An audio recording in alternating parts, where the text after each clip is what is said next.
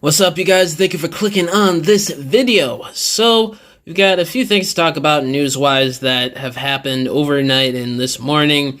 So, first things first, Magmatron on Instagram, who I guess is like the marketing lead for Transformers at Hasbro, I think. He put up an update on his story. He says here, for all the Studio Series fans asking about new reveals, I promise they're coming. Hall of Fame took up our Space Bridge time, so we couldn't fit them in yesterday at PulseCon. Keep an eye out at the end of October for the reveal of the first wave of 2024, with even more new stuff before then, too. So, we've got a little bit to look forward to here. So, next month, we will be seeing the first wave of Studio Series for next year, which TFW has a little refresher on the wave breakdown for Studio Series Wave 1 of next year.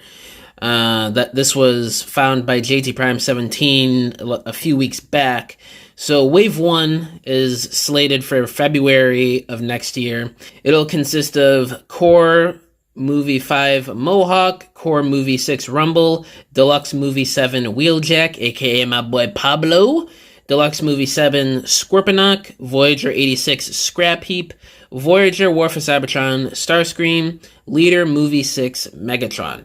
So that'll be the first wave. It'll be really exciting to see what that Movie 6 Megatron will be next month. Oh man, if it's the Bumblebee movie Megatron design, I would be pretty satisfied with that. But if it's an update of that trash Siege / Earthrise mold of G1 Megatron, I would be screaming at the top of my lungs. Like, I've been advocating for a new G1 Megatron that's an actual good figure and not a trash Voyager class for at least like 2.5 going on 3 years now.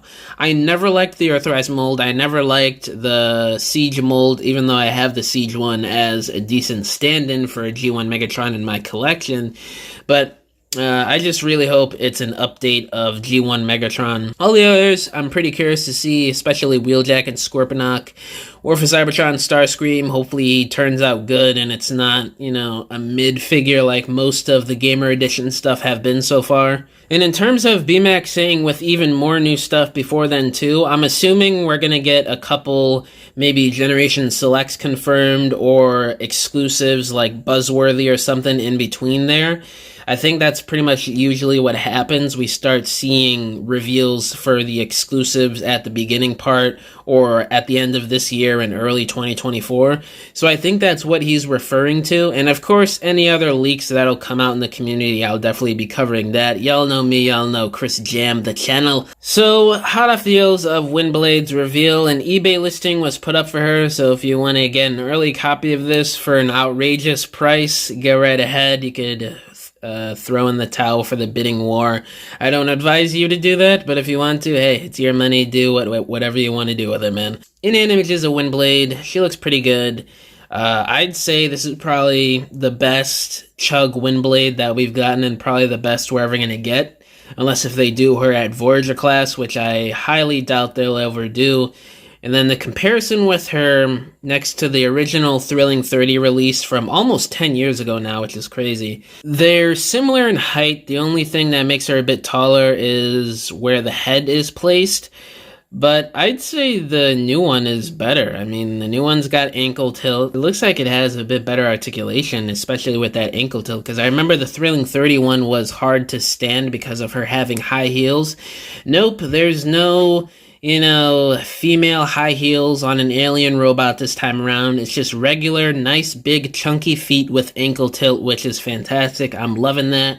So, yeah, I'm excited to pick this figure up sometime next year. I'm not in a rush to get her, but definitely at some point one day when she comes out, I'll definitely cop. And lastly, I was actually going to do a video on this morning before TFW posted it last night. I didn't expect TFW to front page this, so I was just screenshotting what JT Prime 17 said on the boards in the threads. But TFW did front page this news about information that JT Prime 17 gave on Magmatron and Tidal Wave. He reiterates, sorry about that, Tidal Wave is the Titan, and Magmatron is the commander for Legacy United next year. You know, it's good to have confirmation, but me personally, I thought it was pretty obvious because Magmatron's never been the size of a freaking Titan class. In Tidal Wave, in most iterations, is normally the size of what a Titan class would be, but it is great to hear the actual confirmation from a trusted source like JT Prime here. So he had some extra comments, a little bit of a description for how these figures are engineered. So for Magmatron here, JT Prime said, "All I've been told is the figure contains multiple components and is considered a triple changer, so I'm going to assume only beast modes, one robot mode, and the weird centaur mode will be included." So yeah, that's pretty much what I would expect from a commander class Magmatron. I was messing with my original copy earlier this morning because I'm just so excited for the news of a new freaking commander class Magmatron. Like, that is amazing to me. You know, the things that they could do in terms of extra engineering in the accessories, I think he's going to have some removable missiles similar to what we got on SS-86 Ultra Magnus that just came out. And I think there's going to be a couple spring-loaded gimmicks similar to the original figure. And they recently brought back a spring-loaded gimmick with the Commander Class Magnus. So I think some of those gimmicks with that Magnus are going to carry over for Magmatron, such as removable missiles. I don't think they're going to be spring-loaded missiles. I just think they'll be removable like on Magnus. And they'll probably be a spring-loaded feature or two to emulate some of those original spring-loaded features on the first figure back in, what was that?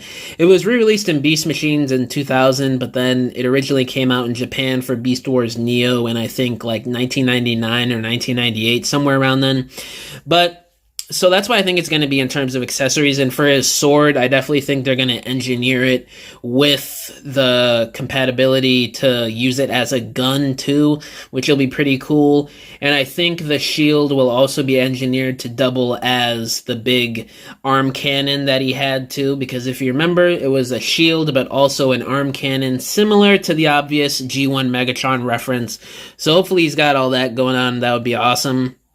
But great to hear he's going to have the Centaur mode. It's good that he's going to have the separate beast modes that combine like a triple changer, which is great.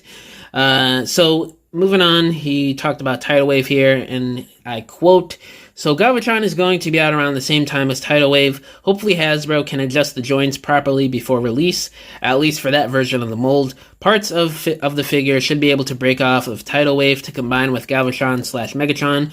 From what I've been told, the entire figure isn't going to break down to combine with Megatron." This is exactly what I was speculating on in my first video that I dropped yesterday on the news of a Titan class Tidal Wave. It's going to be pieces of him that break off, not his actual big limbs off of a Titan class to fit on a leader class joint that doesn't even have ratchets in it. It's just friction joints. I'd go a step further and say, why the hell doesn't Armada Megatron have ratchet joints except for in the legs? They didn't even give him ratcheted hips, which seems to be a rare thing that's only on Titan class these days for whatever reason. They didn't give him shoulders, arms, like, it just makes no sense, the engineering on that thing, on where they gave him the ratchet joints. They only did it on the knees and the forward and backward movement on the hips. It's just weird to me. But hopefully they do add in ratchet joints for the Galvatron release, or at least adjust the friction joints so they're a chance of being way more tighter.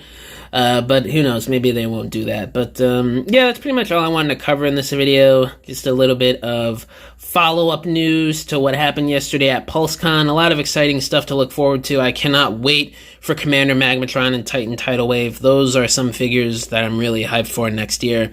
But yeah, guys, let me know down in the comments below. What do you think about all this news? And thank y'all for watching this video. I'll catch you guys in the next one. Bye!